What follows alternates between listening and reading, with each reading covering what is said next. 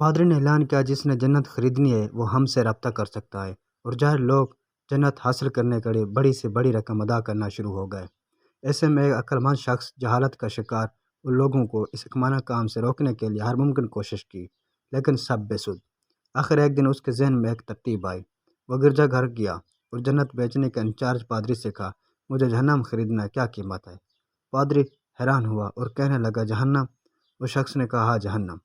پادری خوش ہوا کہ اب جہنم بیچ کر بھی کمائی کر سکوں گا، لہذا سوچے بغیر کہا، 3 سکے۔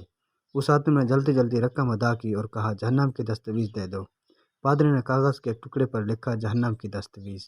وہ شخص خوشی خوشی دستاویز اٹھا کر چرچ سے نکل آیا اور شہر کے مرکزی چوک پر کھڑا ہو کر چلا کر کہا، میں نے جہنم خرید لیا، یہ اس کی دستاویز ہے اور میں کسی کو بھی اس میں داخل نہیں ہونے دوں گا، لہٰذا تمہیں اب جنت خریدنے کی ضرورت نہیں، کیونکہ میں کسی کو جہنم میں جانے نہیں دوں گا۔